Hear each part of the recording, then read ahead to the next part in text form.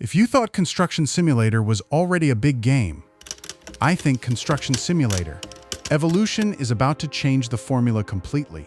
And after looking at everything SCS has been doing with ATS and ETS2, I actually think this is a really interesting time for simulation games, because we're no longer just getting better graphics, we're getting new ways to play, and that's exactly what caught my attention about Construction Simulator Evolution.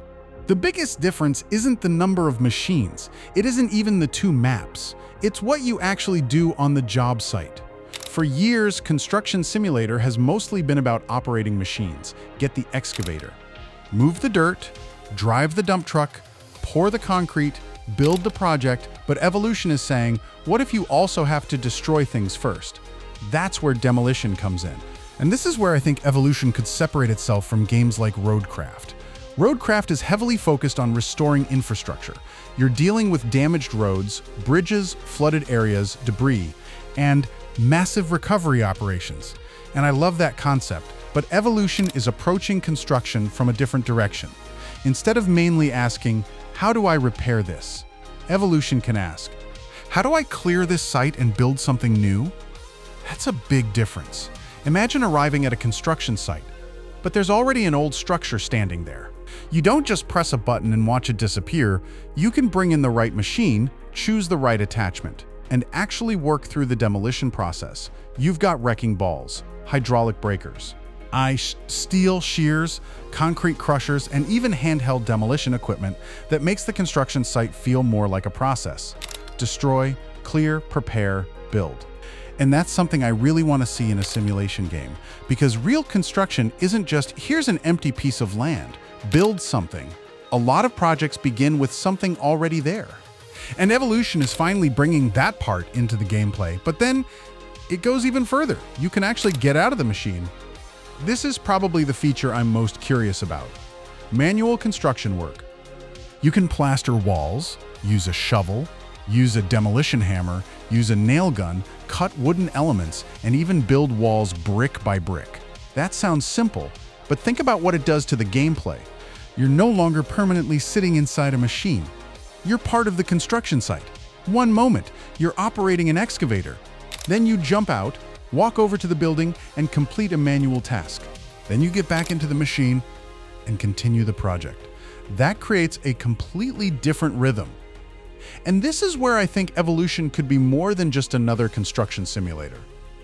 It could actually feel like you're working on a construction site. And that brings me back to Roadcraft. Roadcraft has some fantastic ideas, especially with its large-scale restoration gameplay.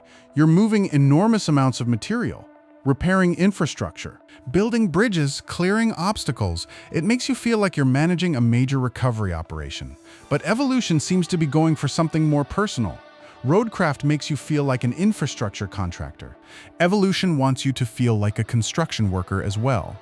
And I think having both styles is great for the genre, because there isn't one correct way to make a construction simulator. Some people want massive machinery, some want realistic site work, some want logistics, and some just want to sit in an excavator for hours. Evolution is trying to combine more of those experiences, and then there's the machinery. The full game is planned to have more than 180 machines and attachments, more than 35 manufacturers. That's enormous.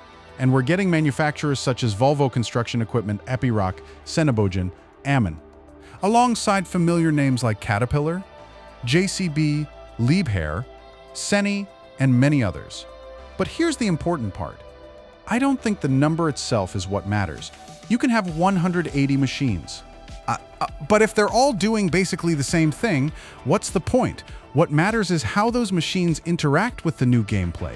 An excavator with a hydraulic breaker isn't doing the same job as an excavator with a concrete crusher.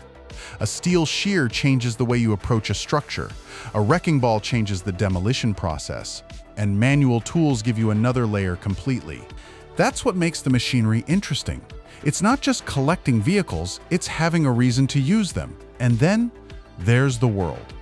Evolution is giving us two major environments, Meilenstein, inspired by German landscapes, and Amber Falls, inspired by the American Midwest and both have their own campaigns. That's important because I don't want this to become a huge sandbox where you're just driving from one random contract to another.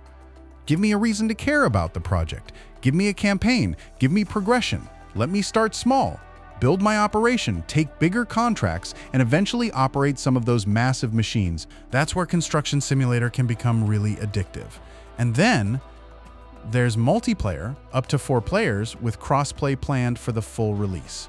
Now imagine that one player is running the excavator, another is moving materials. Someone else is handling demolition, and another player is doing manual construction. Suddenly, everyone has a role.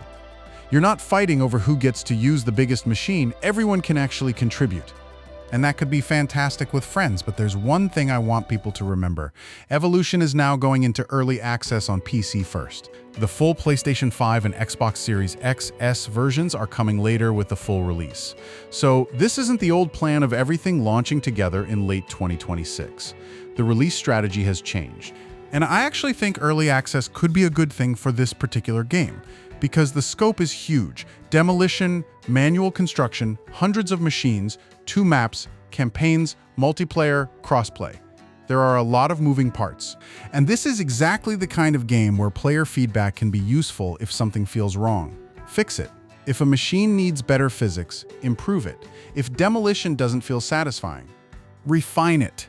If manual construction feels repetitive, change it. That's the advantage of early access if the developers actually listen, and that's going to be the big test. Because the game is ambitious, very ambitious. The marketing sounds incredible, but now we need to see how all these systems work together, and Gamescom is especially important for that.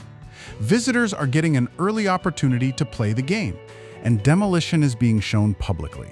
That's exactly what I want to see. Not another cinematic trailer. Show me the machines, show me the destruction, show me the manual work. Show me what happens when a player actually gets onto the site. Because that's where evolution will prove itself, and that's why I think we're entering a really interesting period for construction games. You've got Roadcraft. You've got Construction Simulator. And now Evolution is trying to push the genre further. Roadcraft says, restore the world. Evolution says, build it, destroy it, rebuild it, and I think both approaches are brilliant. The winner isn't necessarily the game with the better graphics.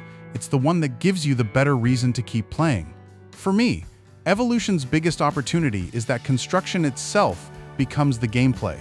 Not just driving to the site, not just completing a checklist, but actually working through the project. Demolish the old structure, clear the debris, prepare the ground, operate the machines, get out, do some manual work, get back in. Continue the project, and finally, stand back and look at what you built. That's the feeling I want from this game. And if Evolution delivers that, then we could be looking at one of the most ambitious construction simulators yet. Not because it has 180 machines, not because it has 2 maps, but because it is trying to make the entire construction process playable. And that is what makes me excited. Roadcraft has raised the bar for large-scale infrastructure simulation now. Construction Simulator, Evolution has a chance to raise it in another direction. And I can't wait to see which one wins our time, because right now, construction simulation is getting very interesting. And this could be the beginning of a much bigger era for the genre. Build, destroy, rebuild. That's Evolution.